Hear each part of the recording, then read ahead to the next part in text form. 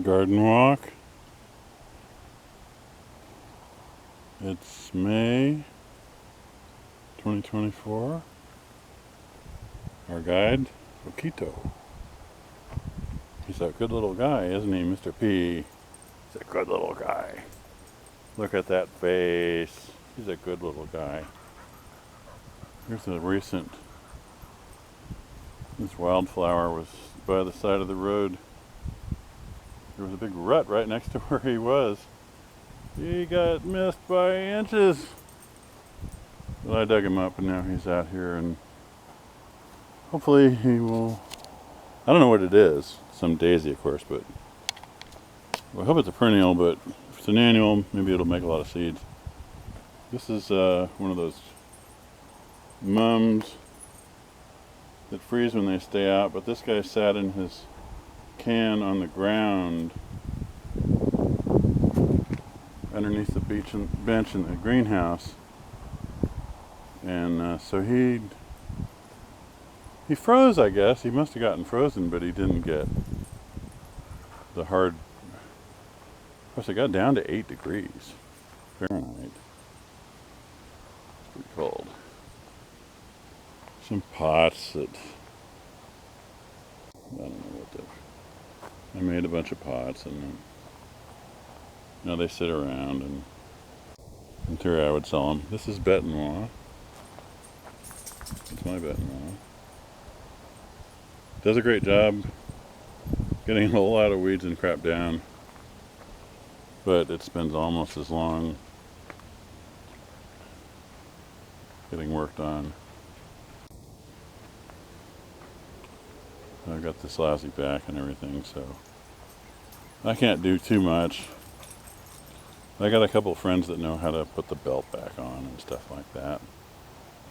So it's working right now, but the odds are about 50% of it being in service at any given time. Wind-powered rock tumbler. It works. It's got 2 shafts and a rotor for each shaft, because why not? One shaft doesn't drive very well, it slips. That's what the rubber bands are about too. And then there's some bearings there to up against the nose of this thing.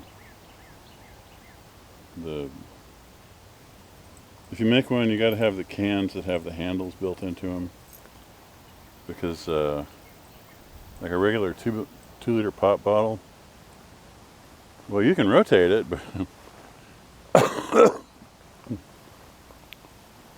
you can rotate it, but it's not gonna. The rocks are just gonna slide. They're not gonna tumble. You got to keep disturbing them. Those Lortone barrels are great, but the Lortone barrels cost like more than I spent on that whole project of making that thing. These are squashes, melons, squashes. Way down at the end there is well, not the end, by the blue bucket. That's a whole package of a whole bundle of those red onions, and then there's a native sunflower next to it. You can see how big he's getting. That's a seed, by the way, that you can get from me if you want. Seed policy is, get a hold of me on that. What is it, Proton Mail? I don't know. It's one of those, and it's on my website. And then I'll send you some seeds. These are grain sorghum down there, that grass looking stuff. I guess they want a little more sun than they're getting. It's all native growth here. This stuff looks like a wandering Jew. They come up all over the place. Later this summer it'll dry out some, they're all gone. And here you can see there's cosmos and Queen Anne's lace and a little native daisy, and you might have spotted a watermelon. There's some watermelons back there. Trying to transplant some blackberries here. I think the best thing with a blackberry is to layer it into a pot. You can take a gallon can, fill it half with soil, push a cane down into it. You can put a rock on top of it or whatever. Throw some soil. You can see some of these, that lacy stuff. That's either the native larkspurs or it's some of the cosmos. That's wheat, the little brown grass. I harvested some. I didn't have much this year, but this is some more wheat along here. If you want to fool around with wheat, it was like $60 for the grinder. What are you going to do with wheat berries? But it plants around September 15th, and then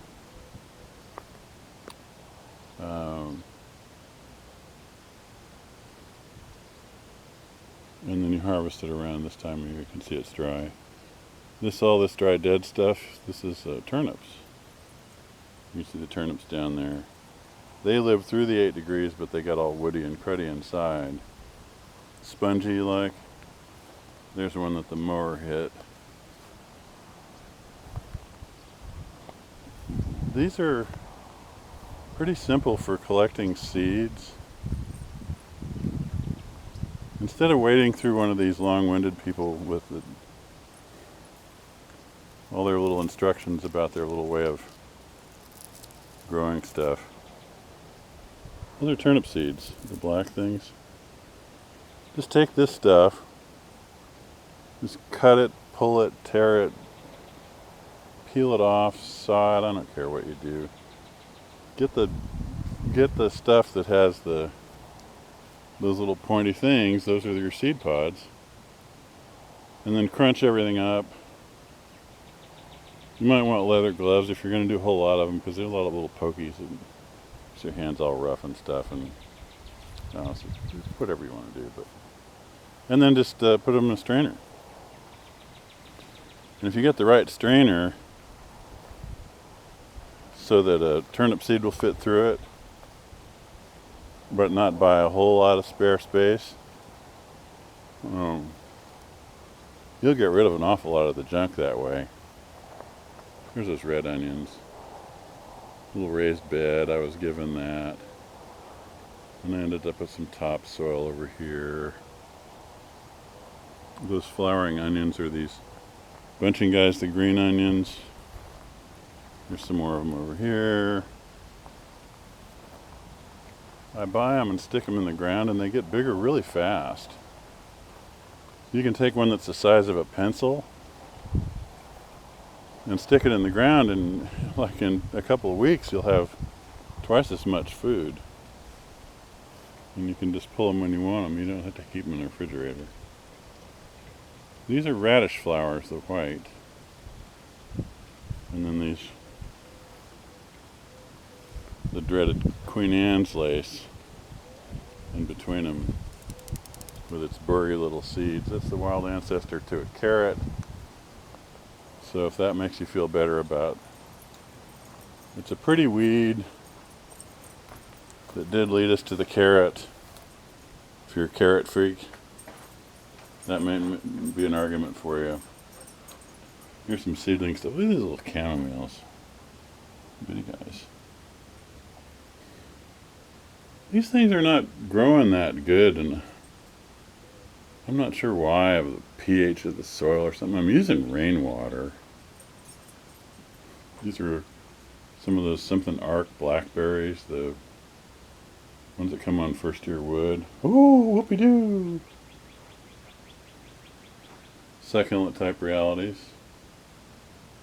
A lot of these have just withered and died. It seems like Just the best way to do them is put cuttings, and I don't know, you probably need to, I guess I would sterilize the soil, boil it in a rice cooker or something. Here are some cacti, and you wanted to see little cacti? Little cacti.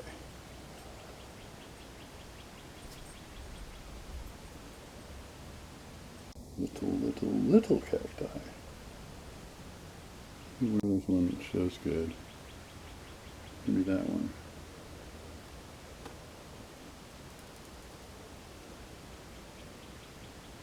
That's a small cactus. And here's some back in the back too.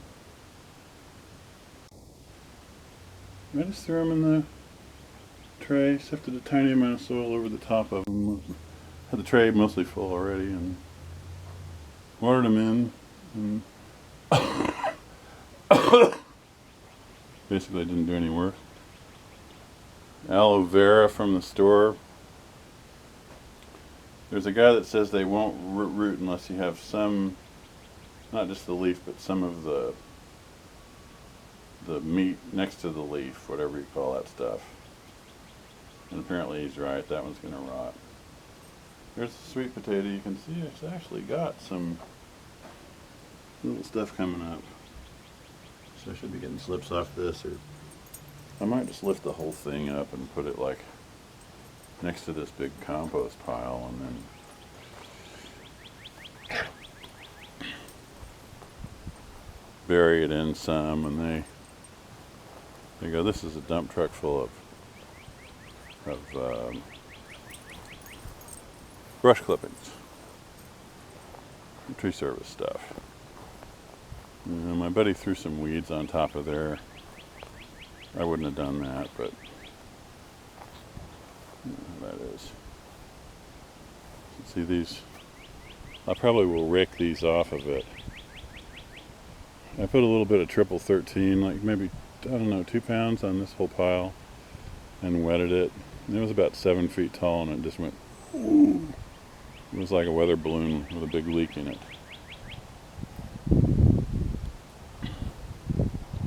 You know those Chinese weather balloons that they shot down with the $2 million missiles? They think China spies on us with weather balloons. Like, what does China want to know about us anyway? And they can't see it on a satellite? There's some wheat right there. These are good. You're going to want to see this, I imagine. We'll just pull this guy off, and then I'll walk over as far as I'm going to go to the tractor, if my knee will let me. Sometimes it says, nope, you're not going anywhere. We'll stop in the sun. It's 90 degrees. I hope you recognize and appreciate my sacrifice of being in the sun at 90 degrees. Just to make a little movie that only a few of you will watch. But those people probably, they're hip. They know it's going to be great.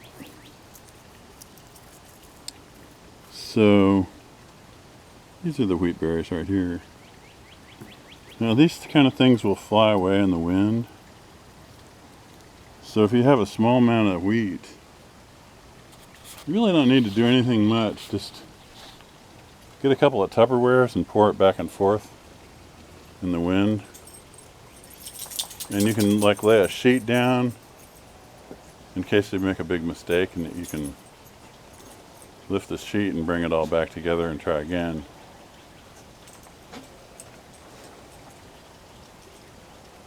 But basically, you let it fall through a foot or two of moving air, and then the chaff will go off on the wind. You just do it on the ground.